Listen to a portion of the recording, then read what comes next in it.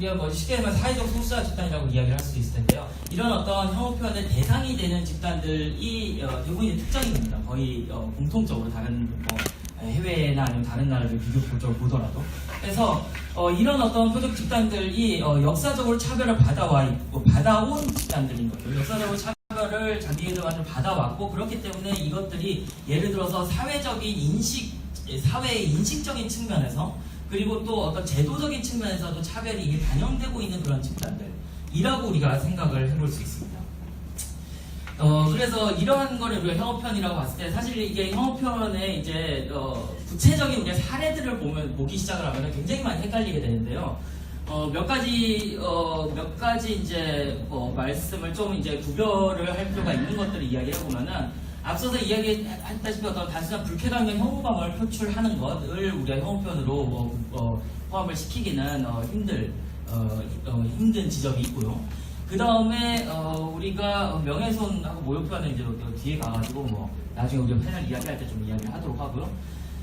그 다음에 우리가 이 표현들 중에서 표현들의 어떤 유형을 크게 나눈다라고 하면은, 앞서서 보시다시피 어떤 선동 표현들 있죠.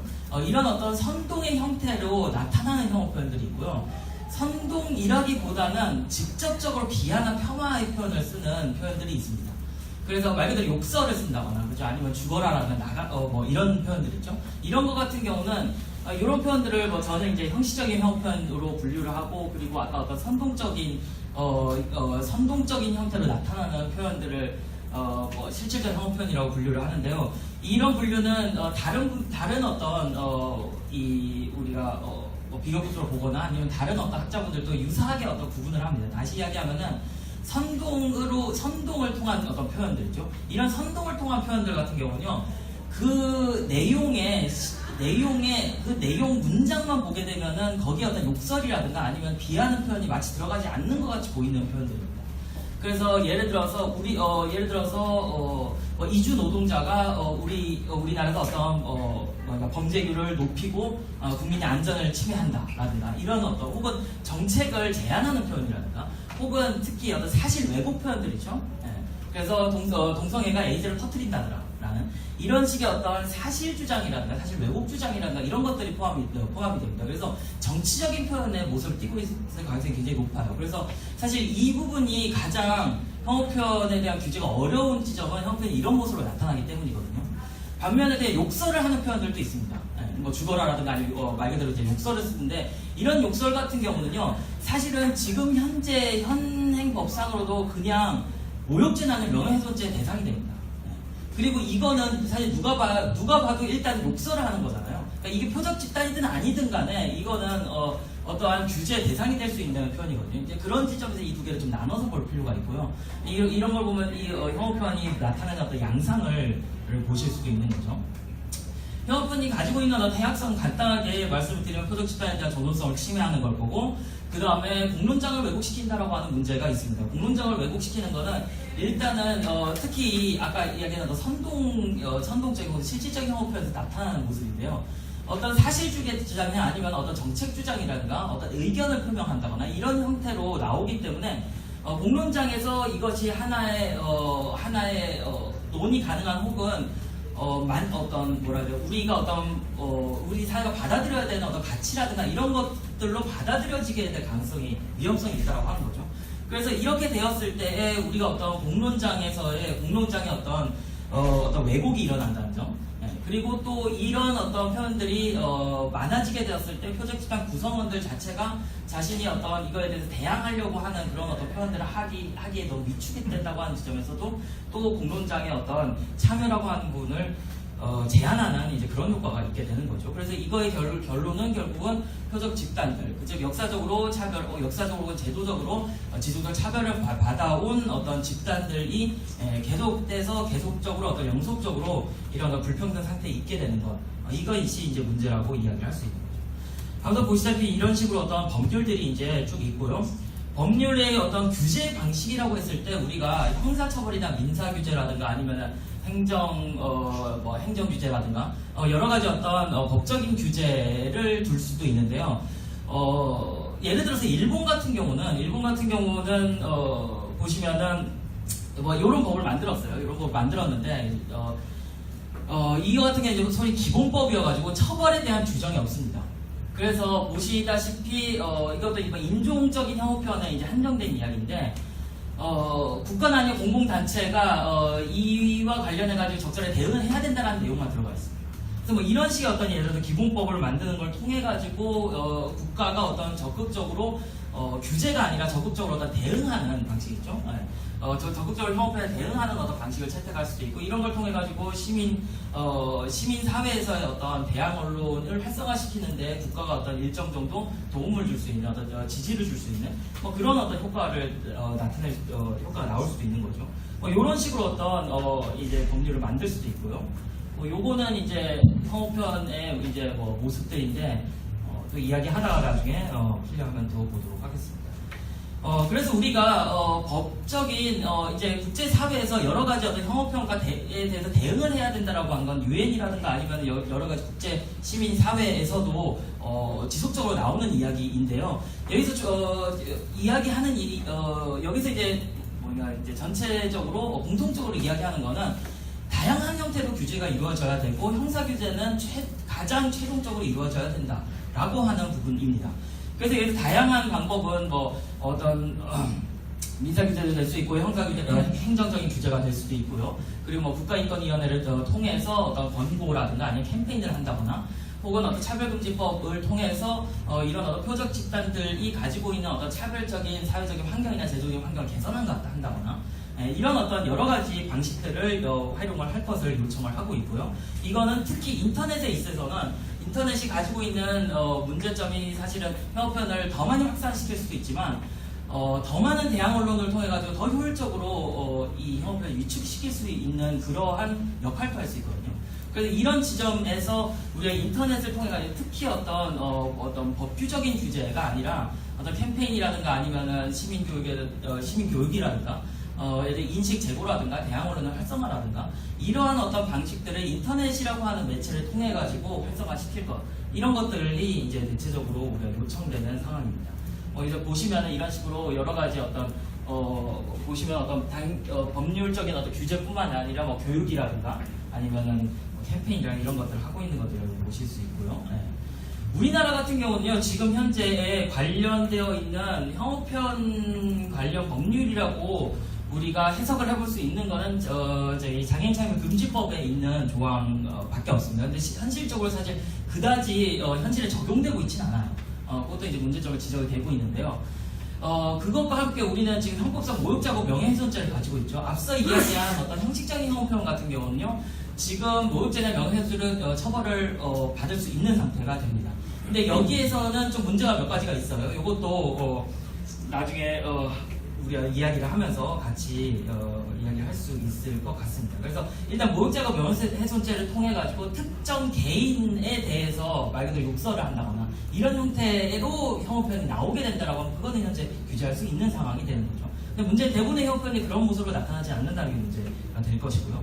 그다음에 인터넷상으로는 우리가 정보통신망법에 이제 뭐 불법 정보라든가 이제 그 불법 정보하고 이제 불건전 정보라든가 이런 걸 이제 방심위에서 우리가 규제를 하고 있는데 이 규제를 하고 있는 모습을 보시면은 여기 보시면은 이게 이제 방심위의 정보통신에 대한 심의 규정인데 요 바 부분이 있죠. 네. 여기 보시면은 내용상으로는 사실 차별적인 표현에 좀 더 가까울 것 같은데요. 여기에 기반을 해가지고 지금 혐오표현에 대한 실제로 심의를 하고 있는 상태가 됩니다. 그래서 심의 내용들을 보시면요, 점점 증가하고 있어요. 간단하게 이야기하면 많이 하고 있습니다. 근데 여기서의 뭐 문제점이라고 제가 제 개인적으로 생각하는 거는 예를 들어서 이런 표현들이 이제 실제로 심의가 됐었던 표현들이거든요. 그래서 이제 보시면은 우리가 아마 논의를 하면서 이제 여성 혐오, 남성 혐오라든가의 이야기도 자연스럽게 나오게 될 텐데 보시면은 이제 여성에 대한 적대적인 표현과 남성에 대한 적대적인 표현을 모두 다 아울러 가지고 함께 규제를 하고 있는 상태입니다. 그래서 이런 부분도 과연 혐오편의 개념상 맞는 규제인가 이런 것도 우리가 좀 생각해 볼 필요가 있을 거고요. 그리고 우리가 자율규제적인 측면에서 보시면은 언론중재위원회라든가 아니면 기소에서 보시다시피 혐오 표현에 대해 적절한 대응을 할 것을 요청하고 있는 이제 이런 모습들도 보이게 됩니다. 뭐 입법 동향들도 있어요. 근데 뭐몇 가지는 실제로 법률로 반영이 됐는데 어쨌든 간에 이런 형태로 우리가 혐오 표현과 관련되어 있는 다양한 어떤 규제를 해야 된다라고 하는 규제의 어떤 필요성이라고 해야 되나 이런 논의들이 입법부에서도 국회에서 좀 이루어지고 있다. 이 정도로 보시면 될 것 같아요. 이게 지금 현재 상황이고요. 이제 다 함께 즐거운 논의를 하도록 합시다. 네.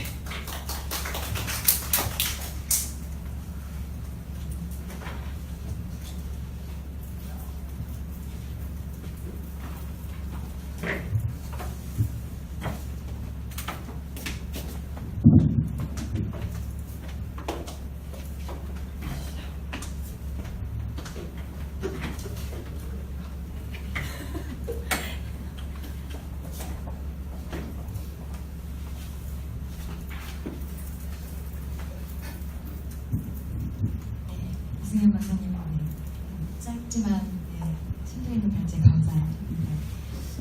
최근에는 확실히 그 여혐 문화라든지 아니면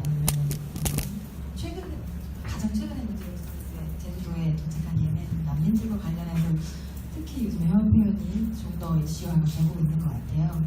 이런 거에 대해서 이제 사회 갈등을 조장을 하고 혐오 문화를 조장한다는 측면에서 이제 규제론이 많이 일고 있는 것 같고요. 근데 또 한편으로는 표현물을 규제하는 문제는 굉장히 데리킷해야 된다.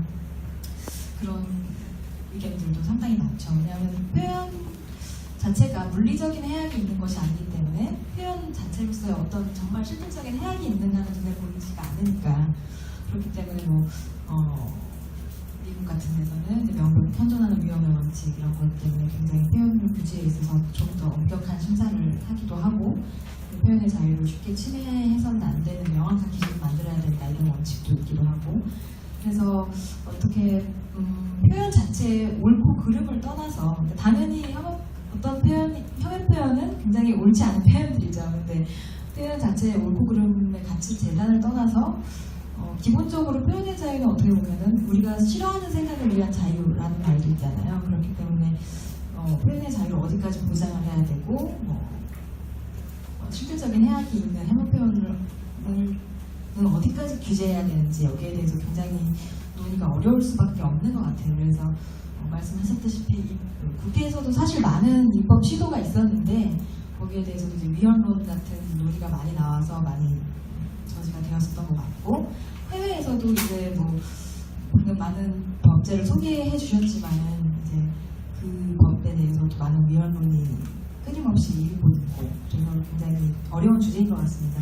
근데 왜 인터넷 거버넌스 포럼에서 왜 이거를 논의를 해야 하느냐 이게 궁금하신 분들도 많을 텐데 기본적으로는 이제 우리나라 같은 경우는 방심위에서 온라인 정보에 대한 그 규제를 할 수 있기 때문에 기본적으로 이제 삭제 차단을 할 수 있고 아니면 혹시 사이트 폐쇄까지 할 수 있는 권한이 있기 때문에 특히 지금 여기서 다뤄지는 주제가 되었던 것 같고요. 그래서 나중에 어떤 규제의 선이 적절할지에 대해서 형사처벌을 해야 되는지 아니면 그냥 금지 규정을 해야 되는지 아니면 삭제 차단으로 충분할 것인지 이런 규제의 선에 대해서 논의를 할 것이지만 일단 기본적으로 오늘 논의에 들어가기 앞서서 가장 예민한 부분은 이제 이런 글의 유통을 차단할 것인가 그리고 국가가 검열을 할 수 있는 권한이 있는 것인가 이를 우선 기준으로 논의를 했으면 좋겠다는 생각입니다.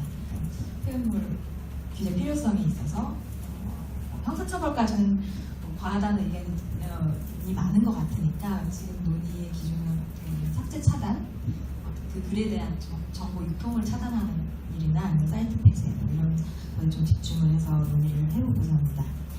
그래서 가장 원론적으로 얘기를 하자면 이제 발제에서도 이미 나와야 있을 수 있겠지만 우리가 흔히 얘기하는 일반적 의미의 혐오 표현하고 아니면 공적이고 강제적 규제가 필요한 혐오 표현의 정의를 먼저 좀 세우는 게 중요할 것 같은데요. 일단 이렇게 규제할 필요성이 있는가? 어떻게 보면 아까 아까 말씀드렸다시피 표현의 자유 옹호론에서는 이제 혐오 범죄나 실질적인 어떤 차별 행위, 범죄나 행위 자체를 처벌하는 범죄로 충분하다.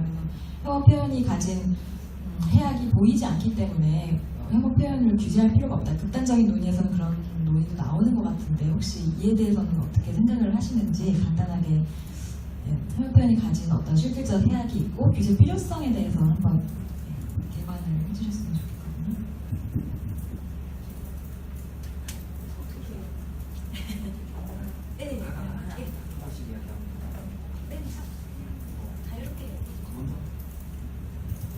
네, 사실은 제가 올 초에 그 증오 표현, 그러니까 아까 이제 박사님께서 설명을 해주셨습니다만은 그 혐오 표현의 영어 표현 이제 헤이트 스피치인데 사실은 우리나라에서는 이제 혐오라고 할 때 헤이트는 사실은 증오라고 해석되는 게 일반적이고 혐오는 사실은 디스커스트라고 하는 개념으로 이렇게 매칭이 되어 왔었거든요. 번역어가 그렇죠. 근데 이제 이게 헤이트 스피치를 이제 우리나라에 들어올 때 아마 혐오 표현으로 들어왔던 것 같아요. 어떤 분께서 본인은 아니시겠지만 그 맥락을 조금 저희도 굉장히 저도 맥락까지는 아니고 이게 이제 신문이나 아니면은 이 뭡니까 그러니까 우리나라에서 이제 검색을 했었을 때 나오는 것이 1990년부터 이제 혐오 표현이 아니면 증오 표현, 증오 발언, 혐오 표현, 혐오 발언 이게 다 섞여 있어요. 근데 이런 게 1990년 정도부터 나오는데 90년대 나온 거 보통 이제 기사에서 해외에서 이런 일이 있다더라. 그래서 94년에 미국에서 이와 관련해 굉장히 유명한 사건이 있었거든요. 그러니까 그거를 소개하는 기사들, 소개하면서 나오는 그런 단어가 나오기도 했고 또 이제 그와 함께 이제 90년대에 이런 어떤 미국의 어떤 판례라든가 아니면 그런 어떤 해외 법제라든가 이런 거를 소개하는 일부 학계의 논문들이 나왔었거든요. 그래서 이제 그때 처음 이 단어들이 사용이 되기 시작을 했죠.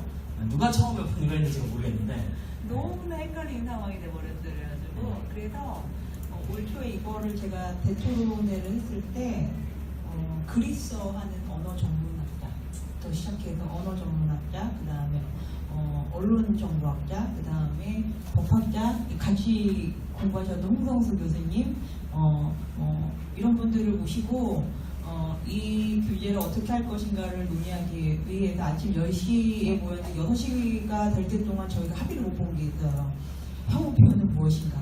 그래서 오늘 엄청난 주제를 던지셨는데 시간이 1시간 반밖에 되지 않아서 과연 이것을 토론할 수 있을 것인지가 굉장히 조금 어렵다라는 점 우선은 전제로 깔고 이 디스커스트는 사실 아까 이송환 박사님께서 말씀하셨다시피 증오와는 약간 다른 개념의 어떤 개인적인 감각적인 부분들이 좀 반영이 돼야 됩니다. 그래서 이거를 심리학적 개념으로 설명하시는 책이 그 국내에서는 마사 너스 바움인지 너스 밤인지 이것도 굉장히 논란이 되는데 발음에 대해서 그분이 쓴 책인 혐오와 수치심이라는 책이 굉장히 그 부분이 굉장히 자세하게 설명이 되어 있어요. 그래서 보통 인간이 동물임을 보았을 때 또는 동물적인 것들을 보았을 때 느끼는 감각적인 불쾌감, 그러니까 그 동물적인 것이라 하면 어떤 거냐면은 체액이라든지 똥이라든지 오줌이라든지 에로물이라든지, 그러니까 어떤 이성적으로 내가 컨트롤하지 못하는 어떤 본능과 관계되는 것들을 봤을 때 굉장히 불쾌감을 느낀다는 거예요, 인간이. 그래서 그때 느끼는 감각적인 것이 혐오인데 이 혐오적인 감각을 특히 약간 내로남불 같은데 자기나 자기보다 높은 사람들한테는 그런 걸 많이 안 느끼는데 자기보다 낮은 단계거나 자기가 경멸해도 된다고 생각하는 경우에 이런 혐오감을 느끼고, 그래서 사실은 사회적으로 약자나 소수자에 대해서 이런 혐오감을 느끼기 때문에 사실 지금 헤이트 스피치하고 아주 멀리 떨어져 있는 감각적인 것은 아니에요. 그래서 굉장히 혼란스럽습니다. 이 디스커스부터 시작해서 논의가 진행을 하면. 근데 저희가 사실은 이 단순한 인간의 감각을 어떻게 규제할 수 있겠습니까? 타고나게 인간이 그런 걸 느끼도록 태어났는데, 그래서 그런 것들은 사실은 규제를 해서는 안 되고 사실은 아까 이 박사님 말씀하셨던 것처럼 거기서 한 단계 더 나아가서 그것이 어떠한 역사적 맥락을 뜰 때 그것을 규제를 해야 되는 개념이고 아까 나왔던 것처럼 제노사이드 같은 경우는 그러니까 인종 청소라고 해서 발생했던 일들은 사실 굉장히 심각한 일들이었거든요. 그런 것들은 과연 그러한 수준에 이르는 것인지는 저희가 그거는 엄정하게 좀 논의를 해봐야 되는데 적어도 저는 말이 입이 있지만 말을 못하는 사람들, 사회적 약자들, 소수자들에 대해서는 정당한 수준에서의 적당한 수준에서의 형사처벌에 이르진 않더라도 규제 필요한 수준의 레벨에 맞는 규제가 필요하다라고 생각을 하고요. 최근에 제가 느낀 거는 이제 성적 소수자라든지 또는 사회적 약자에 대한 그런 경우에는 이런 규제가 좀 필요하다고 생각을 해요. 제가 가끔 뭐 이런 주장들을 막 하시거든. 표현의 자유니까 네가 참아라. 근데 사실은 제가 요즘 이제 한겨레 기자들이 뭐 그 사람 사회적 약자는 아니겠지만은 어찌되었든 그 여자 기자하고 이제 좀 친한 기자가 있어서 밤에 무슨 대화를 하다가 최근에 이제 본인 소위 말하는 이제 문 대통령의 적극 지지자층에 있는 분들이 이제 한겨레 여기자들이 무슨 정부를 비판하는 기사를 쓰면은 여성 혐오적인 표현으로 그 해당 기자들한테 굉장히 적극적으로 무슨 들어가는 것들 해가지고서는 공격을 집중 찍어서 한다고 하더라고요. 그래서 무슨 얘기를 하다가 갑자기 울기 시작하더라고요. 그러니까 이 친구들은 사실은 뭐 기자도 그럴지언정 이런 사회적 약자들이 그러한 공격을 전부로 받게 되면 사실은 하고 싶은 말이 있어도 치료 이펙트를 받을 수밖에 없거든요. 그리고 그것은 사실은 우리 사회에서의 어떤 공론장을 와해시키거나 해칠 수 있는 요소가 있기 때문에 적정한 수준에서의 내가 피해를 보는 것을 충분히 표현하지 못하는 약자들에 대해서는 충분히 규제가 이루어져야 되고 형사처벌까지는 아니다 하더라도 글의 유통에서 어느 정도의 제한을 두는 것은 필요하다. 다만 그것은 단계적으로 이루어져야 되는 것이라서 일률적으로 저희가 접근해서는 안 된다고 생각해요. 그래서 며칠 전에 장덕진 교수님께서 미시적 민주주의라는 글을 칼럼으로 쓰셨어요. 굉장히 좋은 글이었는데 모든 사회에서의 모든 일들을 이렇게 구조적으로 이건 악이야 이렇게 접근하는 것이 아니라 우리가 사회에서의 삶들을 미시적으로 접근하고 그것이 민주주의에 어떤 영향을 주는지를 굉장히 자세하게 봐야 된다. 그동안 우리 사회가 그런 역할이나 그러한 연구가 이루어지지 않았다고 언급을 하셨거든요. 그래서 저는 이 이슈가 지금은 굉장히 지금 시작된 이슈이고 그리고 미시적으로 굉장히 접근해서 이게 역사적으로 우리 사회에서 어떤 위험을 주고 있는지를 학자들이 연구를 하셔야 돼요. 그냥 해외 사례를 그냥 들고 와서 해외에 있는 법을 만들자 이렇게 하시면 안 된다고 생각합니다. 그리고 진짜 우리 사회에서 사회적 약자나 입이 있어도 말을 못하는 사람들이 지금 굉장히 심리적으로 피해를 보고 있고 그리고 그런 부분들이 사실은 사회 민주적 공동체를 와해시키는데 큰 역할을 하고 있거든요. 그런 측면에서 공부가 아직 조금 저는 좀 덜 된 상황인 것 같고 아직 사회적으로는 이런 것들이 좀 구체화되면 제가 뭐 공부를 하는 학자 입장은 아니기 때문에 현행법상으로는 여러 가지 제도가 있지만 그러한 사회적 약자들을 보호하는 데 충분한 정도는 아니다. 저는 그렇게 판단하고 있기 때문에 좀 더 연구를 바탕으로 해서 필요한 조치를 좀 했으면 좋겠다는 게 제 생각입니다. 네. 질문이 뭔지 다시 한 번만. 되게 종합적인 질문이셨던 거죠? 되게 종합적으로 처음에 시작을 하려고 했던 건데 네, 일단 큰 질문을 시작해드리면 나중에 좀 표 들어가려고 하거든요. 규제가 필요한 범위가 어디까지인지. 근데 일단은 혐오 표현이 가진 해악이 있는지, 규제가 필요할 정도로 어떤 삭제 차단을 해야 할 정도의 해악이 어떻게 구체적으로 드러나고 있는지. 저희도 두 가지 정도 일단 이야기를 꺼내보면요. 혐오 표현이 무엇이냐라고 해서 이게 도대체 혐오 표현이냐 아니냐라고 하는 판단을 하기에 굉장히 좋은 그 예시를 들었었던 게 지금 번역도 되어 있지만 이제 제레미 월드론의 그 혐오 표현의 해악에 대한 갑자기 제목이 제레미 월드론의 이제 책인데 이 사람이 이제 미국 미국의 학자입니다. 미국의 교수인데 미국 같은 경우는 아시다시피 이게 가장 어떤 중요하게 여기는 가치가 표현의 자유이기 때문에 표현의 자유를 직접적으로 규제하는 법률은 가능한 한 만들지 않으려고 하는 굉장히 강한 어떤 사회적인 혹은 그런 어떤 정부의 어떤 입장이라든가 이런 것들이 있거든요. 그래서 죄송합니다. 갑자기 순간적으로 까먹었다. 그래서 제가 되게 자유롭게 이야기할 수 있는 분위기라고 해서 그래서 저 긴장만 하면 안 죄송합니다. 네,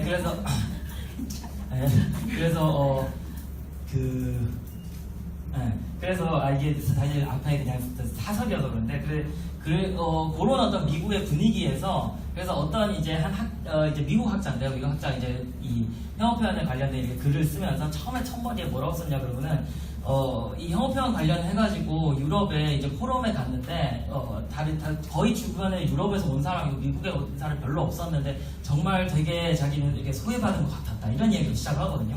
당연히 규제 대상이 돼야 된다라고 하는 게 유럽 국가들에서는 그러니까 뭐 위헌이라든가 어떤 문제점이 제기는 되지만 어쨌든 국가적인 대응을 해야 된다라고 하는 부분에서는 사실 거의 어떤 부정적인 입장이 매우 없기 때문에 그렇기 때문에 이제 미국에서의 어떤 주류적인 입장은 좀 다른 거죠. 이걸 우리가 미국 예외주의라고도 이야기를 하거든요. 표현의 자유와 관련해가지고 어떤 강력하게 규제를 하지 않겠다라고 하는. 그래서 우리가 뭐 앞에 보면 자유권 교육이나 이런 데 같은 경우도 표현의 자유에 대한 표현의 자유, 앞서서 보셨던 그 혐오 표현과 관련되어 있는 그 이제 규정 있죠? 그 자유권 교육 같은 경우. 이런 거 같은 경우에는 미국 같은 경우는 이거를 유보하고 있거든요. 이게 우리가 조약 같은 경우, 일부 같은 경우 우리나라에 직접적으로 이 규범을 받아들이기는 조금 우리 국내법상 문제가 있다라고 하면서 유보를 할 수 있는데 조약들 중에서. 예를 들어서 미국 같은 경우 표현 자유 관련해서 제한하는 게 있으면 그것들을 유보를 해버려요. 그러니까 그 정도의 입장을 가지고 있는데 그 안에서 또 당연히 혐오 표현이 이제 문제되고 뭔가를 해야 되지 않냐라는 이야기들은 있습니다. 물론 그렇다고 해서 미국이 혐오 표현에 대해서 아무것도 안 하고 있는 건 아니에요. 다른 형태로 하고 있죠. 어떤 차별, 표적 집단에 대한 어떤 차별과 관련해가지고 뭐 특히 직장의 차별이라든가 이런 게 있으면 이것에 되게 강력하게 대응을 하거든요. 단지 표현만 있다라고 하면 그거는 안 하겠다라고 하는 그런 입장이기 때문에 그러니까 뭐 아무런 대응도 국가적인 대응을 안 하고 있는 건 아닙니다. 근데 어쨌든 요런 데 안에서 이 제레미 월드론이라고 하는 사람이 혐오 표현에 대한 규제 이야기를 이론적으로 풀어나와가지고 굉장히 인기를 얻게 된 이제 책이 이 책인데 여기서 이 사람이 뭐라고 이야기하냐 그러면은 이 제레미 월드론 같은 경우는 혐오 표현이라고 하는 단어 쓰지 말자는 이야기를 마찬가지로 하거든요. 혐오 표현이 가져오는 해악이라고 하는 거는 이거는 이 혐오 표현이 가지고 오는 어떤 효과적인 측면, 혐오 표현이 가지고 오는 산물이 문제라고 하는 거고 그 효과 혹은 산물이라고 하는 거는 이 자유가 보장돼야 되는 개인들이 자신의 어떤 일상에서 자유를 보장받지 못하는 상태로 만든다라고 하는 게 제일 문제라고 이야기를 해요.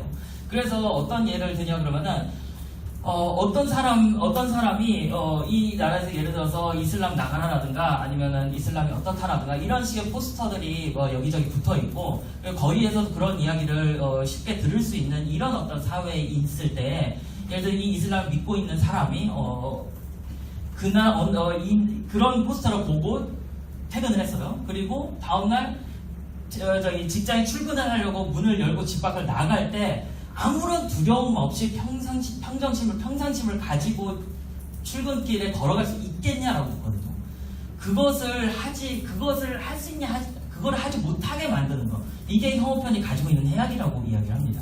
그래서 이런 부분들을 예를 들어서 우리가 여성 혐오라는 남성 혐오를 이야기하고 이 부분은 예를 들어 방심위에서 똑같은 어떤 표현으로서 똑같이 규제 대상으로 하고 있는데요. 이 사람의 어떤 사례를 우리가 적용을 시킨다라고 하면은 예를 들어서 우리가 그 방침위에서 규제됐던 이 심의가 됐었던 표현 중에서 이게 좀 우리가 혐오 표현 관련해서 좀 예시를 듣다 보면은 이게 불쾌하실 수도 있고 힘드실 수도 있지만 좀 감안을 해주시고 거기서 좀 풍부한 예시를 통해서 또 구체화시키고 싶어요. 거기서 심의됐던 것 중에 하나가 이제 남자들 전부 다 칼로 그때 소세지였던가 어쨌든 잘라버렸다 이런 식으로 이제 그게 이제 심의가 됐었던 표현이거든요. 근데 예를 들어서 이런 어떤 표현들이 만연을 했을 때 이 어떤 그러니까 만연을 했을 때 상당 부분의 남성들이 밤에 집에 돌아가면서 뒤에 밤길이 두려워가지고 집에 돌아가는 길이 두려울 것인가? 라는 것들, 이런 표현을 예를 들어 인터넷에서 보고 나가지고 이거 보고 나면 굉장히 기분 나쁘겠죠. 굉장히 기분 나쁜데 그렇다고 이거 집에 돌아가는 길이 불안하진 않거든요. 그럼 그걸 반대로 예를 들어서 종로 쪽에서 동성애자를 타겟으로 해가지고 폭력 행위들이 일어났었습니다. 그러면 이런 거 같은 경우 이거를 경험을 하게 되면은 종로에 있는 종로에 여러 어떤 게이바들이 있는데 오늘은 바에 가야지라고 하는 사람라고 하는 이 어떤 동성애자가 얼마나 오늘 또 불안하지 않고 그 기사를 접한다면 불안하지 않고 내가 마음대로 바에 놀러 갈 수 있을 것인가. 그러니까 이런 식으로 이런 형태로 이제 혐오 표현인가 아닌가를 판단하기에 굉장히 좋은 어떤 예시를 대고 있거든요. 그래서 우리 혐오 개념 혹은 어떤 규제돼야 되는 혐오 표현 개념과 관련해가지고 이런 부분들을 한번 생각을 해볼 수 있을 거고요. 그리고 이제 우리나라에서 대부분 우리가 혐오 표현에 대한 이야기를 하면은 많이 나오는 이야기가 이제 종북이라든가 그죠? 종북이라든가 아니면 이제 홍어라든가 그런 어떤 우리나라의 어떤 배경 우리나라의 어떤 역사적인 배경 안에서 나오는 그런 어떤 표현들을 이제 포함해서 많이 이야기를 합니다. 근데 이거는 우리가 이야기를 하면서 더 발전시킬 부분이기는 한데 이 어느 정도 개념들을 좀 구분할 필요는 있다라고 생각을 하거든요.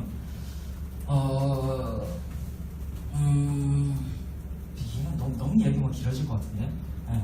아마 그 이야기들이 제일 많이 나온 것 같거든요. 그래서 사실 실질적으로 저기 나오는 뭐 예를 들어서 이제 우리가 요즘 나오는 이제 망충이라든가 그런 어떤 단어들도 있고요. 이거를 전체적으로 좀 더 아울러서 생각하면 그냥 적대적인 표현들이거든요. 근데 이런 어떤 적대적인 표현들 안에서 어떤 것들이 규제돼야 되고 꼭 혐오 표현이라고 이름을 붙이든 안 붙이든 간에 어떤 것들이 규제돼야 되고 어떤 게 규제되지 말아야 되고 그 어떤 표현의 해악성에 층위가 있는가라고 하는 부분들을 한번 생각을 해보면은 우리가 좀 논의가 발전시킬 수 있지 않을까 이런 생각이 듭니다. 아까 그 미국하고 유럽의 차이에 대해서 미국의 경우에는 표현의 자유에 함이라고 해서 그 위협이 해악이 존재해야 규제를 한다는 게 원칙적인 입장이어서 아마 그래서 이제 박사님께서 미국의 표현의 자유에 있어서는 어떠한 구체적인 어떤 결과, 그러니까 소위 말하는 함이 존재하느냐 아니냐에 따라서 규제 여부가 결정된다고 하셨는데 이게 이제 미국에서의 원칙이고 유럽 같은 경우에는 표현의 자유와 인격권이 서로 같은 위치에서 상호간의 그 이익 형량을 할 수가 있습니다. 그래서 약간 그런 부분에 대해서 그냥 보완적으로 설명을 드렸습니다.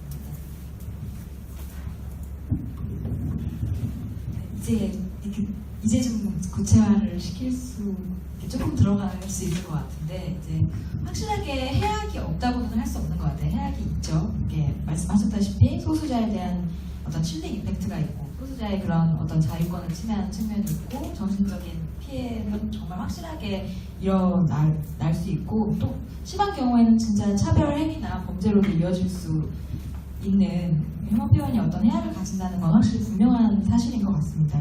두 분도 그렇게 얘기를 해주신 것 같고 근데 이제 어느 정도의 해악을 가진 혐오 표현을 규제할 수 있을 것인가를 이제 문의를 할 수 있을 것 같은데 이제 일각에서는 어떤 행위를 선동하는 것들에 대한 국한을 해서 규제를 해야 된다. 예를 들면 뭐 쫓아내자 아니면은 뭐 패자 다 같이 가서 패자 아니면은 뭐 심한 경우에는 뭐 강간을 하자 뭐 이런 얘기도 나오고 뭐 그런 어떤 행위나 아니면은 이런 사람들은 열등하기 때문에 당연히 뭐 취직시키지 말아야 해라든지 뭐 이런 차별 행위를 선동하는 뭐 어떤 이런 선동적인 표현에 한정해서 규제를 해야 된다는 면이 있고 나아가면 이제 어떻게 보면은 소수자에 대한 정신적 피해만 있는 경우도 있거든요. 그런 행위를 선동하지 않는 경우라고 할지라도 아까 말씀드렸다시피 뭐 어떤 비하적인 어떤 단순히 모욕적이고 멸시적인 표현이라도 아까 이승민 박사님 말씀하신 것처럼 어떤 그 사람이 그 다음 날 그런 말을 듣고 들어갔을 때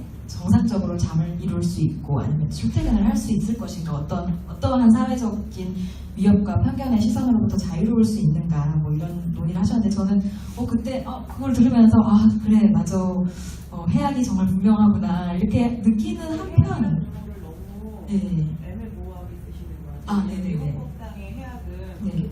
모든 걸 다 일컬어서 해악이라고 하죠. 그냥 그럼 어떻게 피해라고 해야 될까요? 그게 나오죠. 네, 해악은 뭐 항상 사회적 해악, 개인적 해악이 나눠질 수 있는데 보통 해악은 사회적 해악을 많이 전에 미국 지금 표현의 자유 말씀하실 때 제가 아까 함이란 말을 썼던 거는 미국 법상의 표현의 자유를, 그러니까 이런 거죠. 그러니까 불이 났다 하면은 가장 많이 듣는 게 그런 거잖아요. 극장이 불이 났을 때 가가지고 사람들한테 공연을 금지시키고 가가지고 소리를 지르면 사람에게 나오게 하는 게 가능한가, 뭐 이런 게 있을 때 진짜 불이 났다는 해악이 존재할 때, 뭐 이럴 때 이제 사람들 미국 법상의 해악은 그런 의미인데 연쇄 편찬하는 이렇게 위험, 막 해악을 이런 막 거. 그 영미법상 이게 저기 유럽에서 얘기하는 인격권 침해까지 다 포함해서 얘기하시면 혼란을 줄 수 있기 때문에 해악이라는 표현보다는 다른 표현이죠. 그런 인격권 침해 쪽으로 네, 네. 얘기를 할게요. 만약에 개인의 피해 만약에 하는 거라면, 그러면 어떤 그런 소수자에 대한 인격권 침해 많이 있는 경우, 단순히 모욕적인 멸시적인 표현을 통해서 그런 경우 이렇게 그런 인격권 침해인 경우에도 사실은 규제 필요성이 있죠.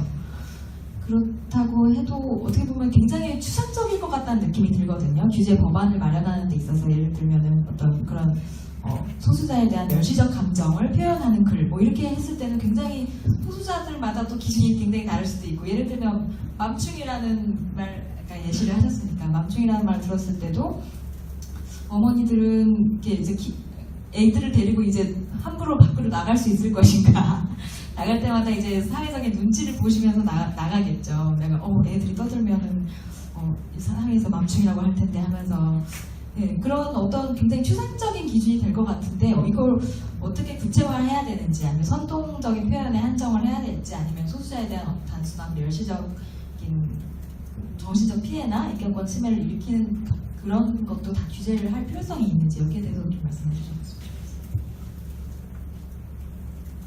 그것을 우리 이 박사님께서 인권위와 함께 굉장히 세분화시킨 것으로 제가 알고 있습니다. 그래서 그 홍성수 교수님과 마리 카리 대면 네, 그 입문서로 냈는데 거기에 보니까 한 4가지로 나눠 놓으셨더라고요. 혐오 표현의 유형을. 사실 저는 그 4가지 유형이 잘 이해가 안 갔어요. 사실 저는. 왜냐면 그냥 유사하게 보여서. 그래서 저 오늘 오셨으니까 저도 그런 부분을 좀 구체적으로 여쭤보고 저도 그 부분을 좀 확인을 하고 싶은데, 그 부분은 전문가가 계시니까 한번 얘기를 듣고 또 그런 것 같아요. 괜찮을 것 같아요. 일단 근데 이야기하는데 너무 쟁점이 많아가지고요. 제가 지금 뭘 이야기해야 될지 되게 난상 토론이거든요. 여기 뭐 플로우분들도 중간에 그냥 확 하고 들어와 오셔도 될 것 같은데, 어쨌든 먼저 저기 손재현 교수 이야기하셨었던 게 선동적인 거에 한정이 돼야 될지, 아니면 두 가지. 정신적인 그렇죠. 피해까지 일단은 이게 혐오 표현에 대한 이제 마찬가지로 김우람 의원도 이제 이야기를 하셨던 거하고 연결하면 그 혐오 표현의 유형에 대한 이야기가 될 텐데요. 이 혐오 표현의 유형을 크게 보면 아까 제가 말씀드렸다시피 이제 선동 표현의 형태로 나타나는 경우, 뭐 혹은 제가 뭐 실질적인 표현이라고 표현을 쓰기보다 조금 더는 더 구체화시켜가지고 4개로 저는 분류를 하는데요. 근데 요는 쉽게 생각을 하면은 이 표현 안에 우리가 적대적이라고 하는 어떤 용어가 들어가냐 들어가지 않냐 라고 하는 걸 이제 구분으로 두시면은, 그러면 소위 비하나 멸시나 모욕 표현이죠. 이거 같은 경우는 모종의 이것이 표적단에 대해서 이루어지든 안 이루어지든 그거는 현행법상으로는 모욕죄나 명예훼손죄의 대상이 될 수 있는 거, 정확히 모욕죄의 대상이 될 수 있는 것들이고요. 네, 그런 어떤 표현들이 있고요. 그리고 그렇지 않고 그런 어떤 표현들, 그런 어떤 용어들이 들어가 있지 않는 표현들이 있습니다. 그 표현들 같은 경우는 보통은 어떤 사실에 대한 적시, 그래서 아까 이야기한 동성애자가 에이즈를 퍼뜨린다, 이거 사실 주장이잖아요, 그죠? 그러니까 사실 주장에 대한 내용이거나 아니면 어떤 정치적인 의견을 포함한 거. 예를 들어서 예멘에 있는 난민을 정말 내쫓아야 된다. 정부의 정책을 건의하는 형태죠. 이런 형태로 보통을 나타납니다. 그래서 이렇게 크게 두 가지 모습으로 나타나거든요. 근데 요 모습을 이제 어떤 식으로 현행법이라든가 이런 걸 통해 가지고 조금 더 세분화를 할 것인가 말 것이냐, 뭐 이거에 우리가 이제 구분이 될 텐데 일단은 이 두 가지 부분에 있어서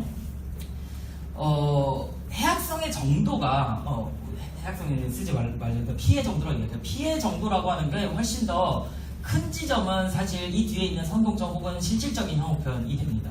왜냐하면 이거 같은 경우는 사람들한테 기본적으로 이런 어떤 사람들이 모든 주제에 관심이 있지 않거든요. 특히 소수와 관련된 주제들 같은 경우는 내 주변에 잘 있지 않기 때문에 이것도 기본적인 어떤 차별이 발생하는 요인 중에 하나지만 그렇기 때문에 사람들이 많은 관심을 가지지 않고 그렇기 때문에 이런 어떤 대부분의 어떤 대중들을 선동할 수 있는 효과들이 있어요. 왜냐하면 사실 주장을 하는 거잖아요.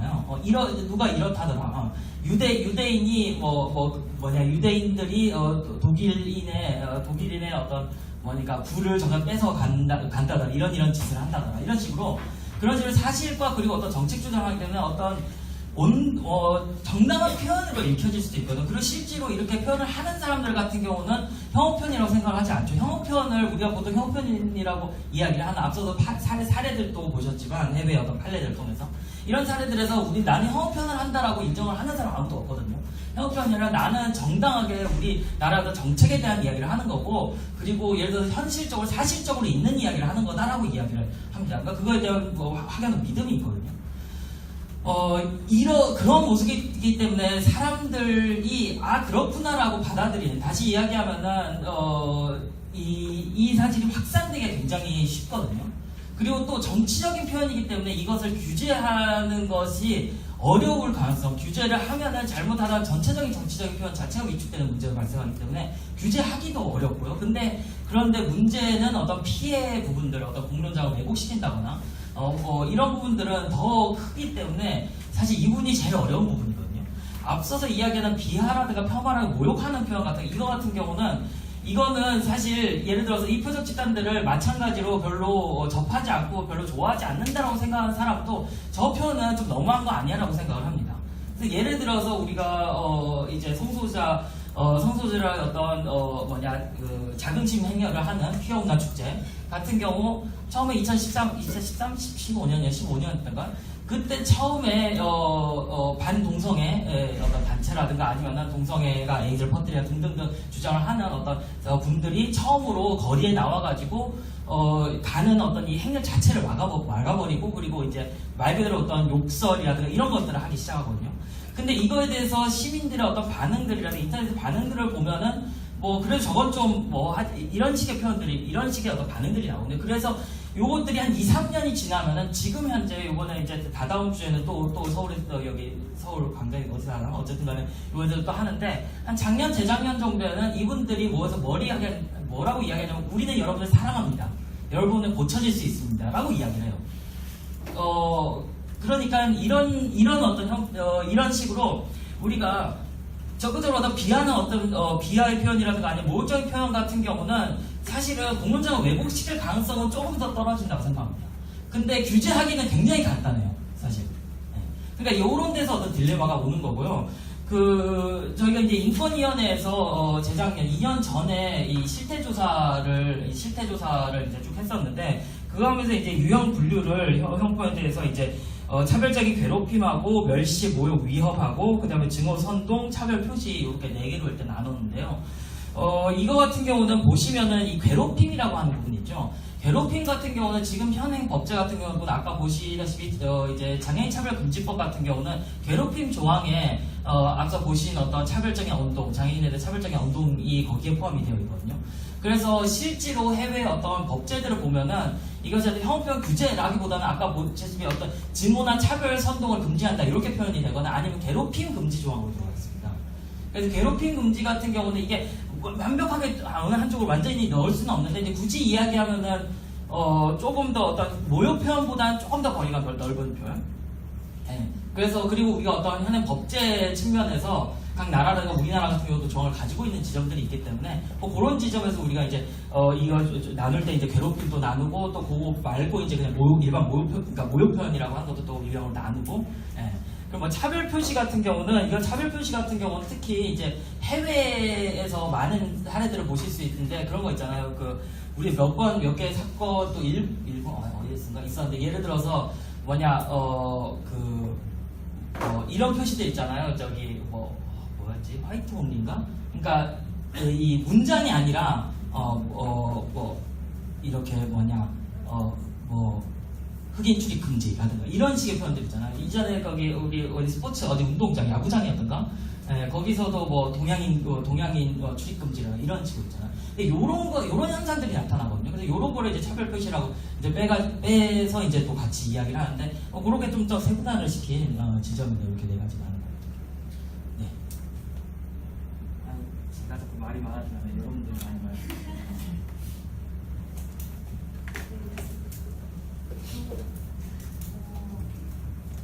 저는 근데 기본적으로 이게 그러니까 사회적으로 역사적 맥락이 좀 있어야 된다고 생각을 하고 이 혐오 표현은 어떤 개인에 대한 어떤 이런 표현들이 아니라 그 사람이 그 집단에 속해 있기 때문에 그 사람에 대해서 표현을 한다든가 또는 그 집단 자체에 대한 문제들이거든요.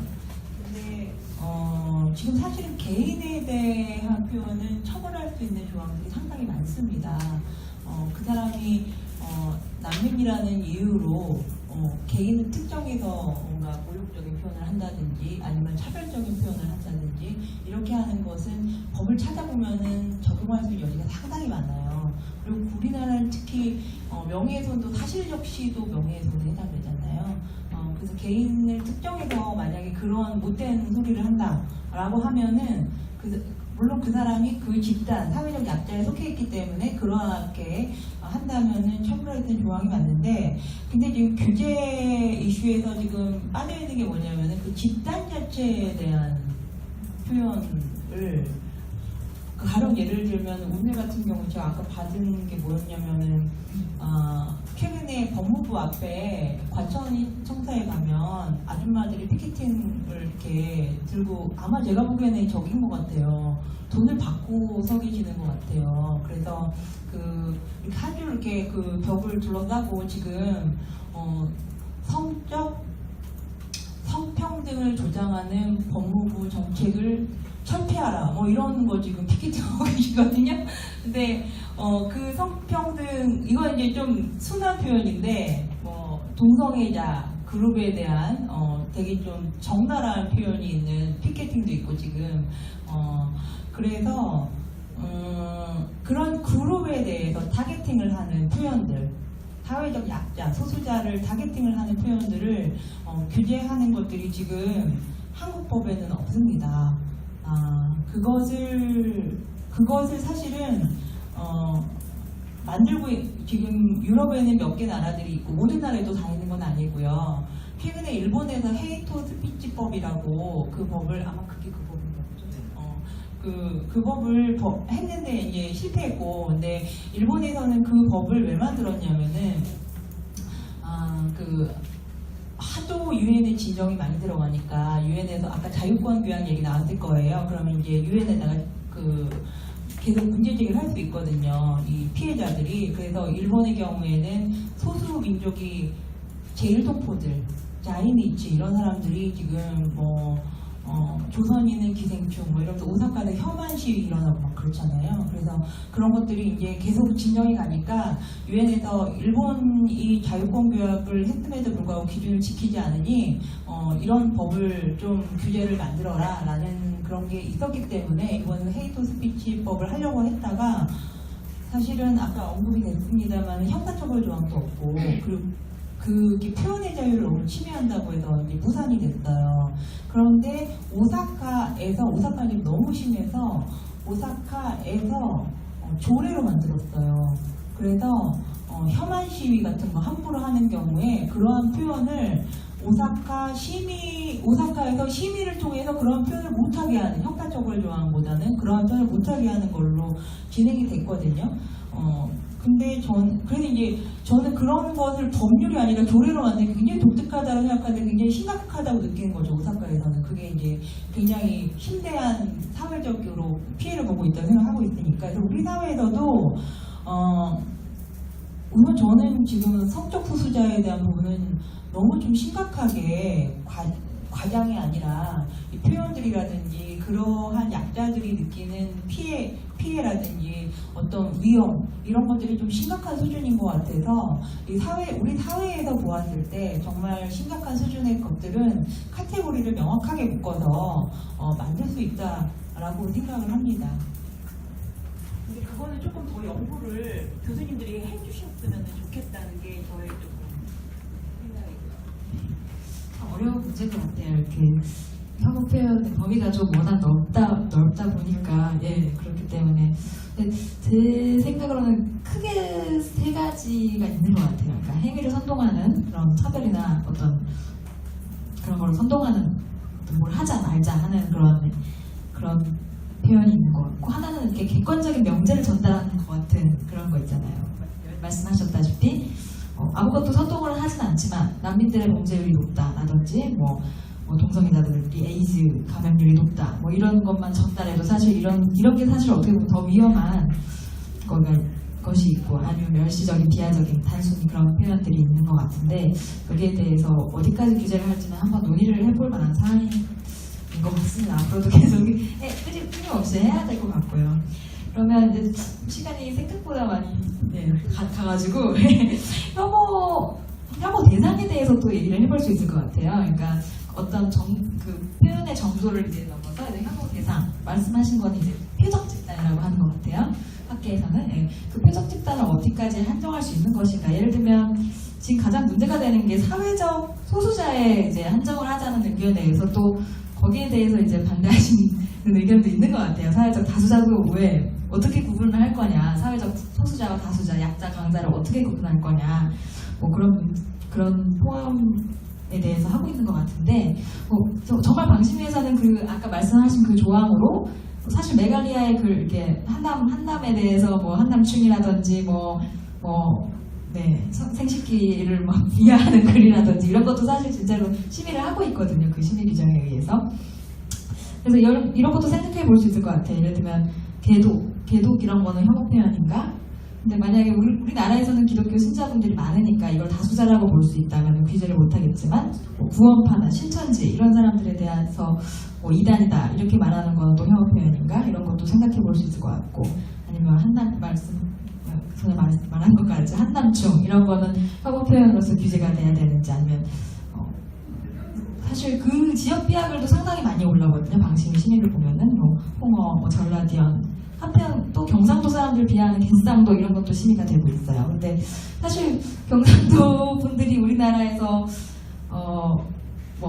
사회적 소수자라고 할 수는 있을지 근데 이제 경상도 분들이 들으면 굉장히 기분이 나쁜 소리기도 하고 한편으로는 서울 사람, 비서울 사람이고 지방 사람으로서 어떻게 보면 소수자라고 또 볼 수가 있는 형식인데 이것도 참 맥락을 고려해야 되는 거죠. 역사적 맥락을 고려하지 않고는 사실 결정을 할 수가 없는 사안인데 이 부분에 대해서는 어떻게 생각하시는지 한번.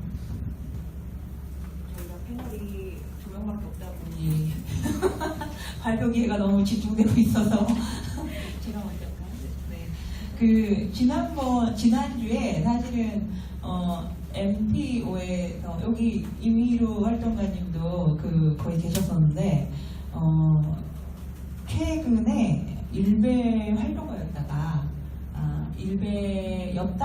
나는 일베 활동가였다라는 분께서 이제 나오셔서 오히려 혐오 표현은 강력하게 유통되지 않도록 규제해야 된다라고 하면서 일베 폐쇄론을 주장하시고 오히려 저는 일베 폐쇄하면 안 됩니다. 이런 주장을 하는 그런 자리가 있었는데 그분이 일베 폐쇄론도 주장하시고 사실은 오마드 얘기를 하셨었어요. 그래서 오마드를 근본적 페미니스트들의 모임이다 이렇게 말씀하셨는데 저는 우선은